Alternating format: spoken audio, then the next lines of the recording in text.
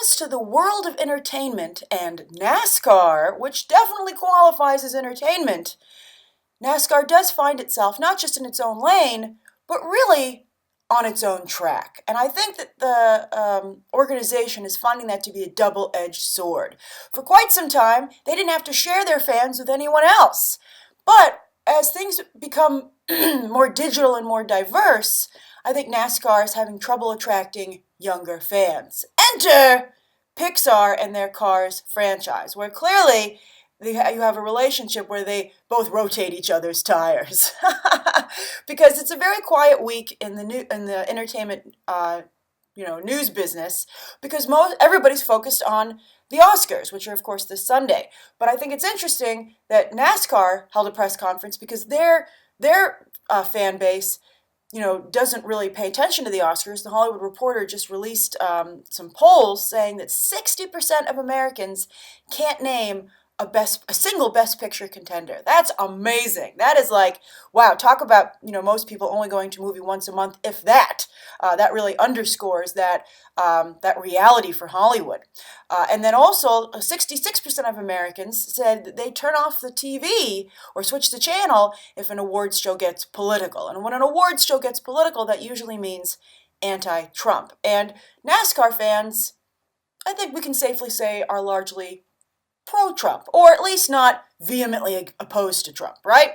So it's really an interesting situation. So NASCAR can have a press conference this week because their fans aren't interested, but also they can take advantage of the lull to make some headlines. Now, what are they doing to try and get younger fans with Cars 3? Well, in the past, they've put their biggest drivers to do voices in the films, right? Cars 1 and 2. But this year, they just announced they're going with their youngest drivers. So voicing cars in the film will be Hendrick Motorsports, Chase Elliott, Wood Brothers. These team names are crazy convoluted. It's weird coming in as a non-fan for NASCAR. So Wood Brothers Racing, Ryan Blaney, Joe Gibbs Racing's Daniel Saurez, and Rouge Fenway Racing Xfinity Series, Bubba Wallace. Again, will all do voices in the film. And they're all hot, on the track, and of course in the other manner. But then also, they're also very hot on social media. So I'm sure Pixar and NASCAR are expecting them to heavily promote Cars 3. And it's worth noting that Saurez and Wallace are both graduates of NASCAR's Drive for Diversity program, something that's been a major hurdle for NASCAR and the Cars franchise itself. And Cars 3 has added comedian Cristela Alonso as this boring yellow race car, Cruz Ramirez. It's such a bad-looking car. It's so frustrating. I think it underscores this stereotype that's incorrect that women don't want to drive really nice cars. That's a lie. I hope that these drivers insist on either an iconic red paint job like Lightning McQueen or the cool blue NOS-inspired lights of Armie Hammer's Jackson Storm. I also wish they could have found a female driver to do a voice, but apparently no such luck. And this is just one part of what Cars and NASCAR are doing together. It's already been announced that Owen Wilson is going to be the Grand Marshal at the Daytona 500 on February 26th.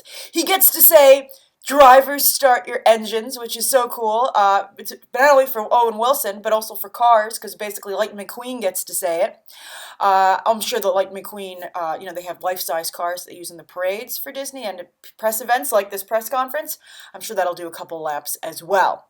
And then also Cars 3 merchandise will be available all season long at the races in the tents. And then also, even more interesting, they're adding a Pixar's Cars exhibit to the NASCAR Hall of Fame in Charlotte, North Carolina. So that not only gives authenticity to the Cars franchise, but it also makes the Hall of Fame even more of a destination for tourists. I would think particularly locally, anyone who's in driving distance, that's going to be another reason to check out the NASCAR Hall of Fame, maybe a couple of times, because I'm sure it'll have a gift shop as well. So I'm curious, what do you think? Do you think that NASCAR, if you like Cars, the Cars movies, has it piqued your interest in NASCAR? And if not, why not?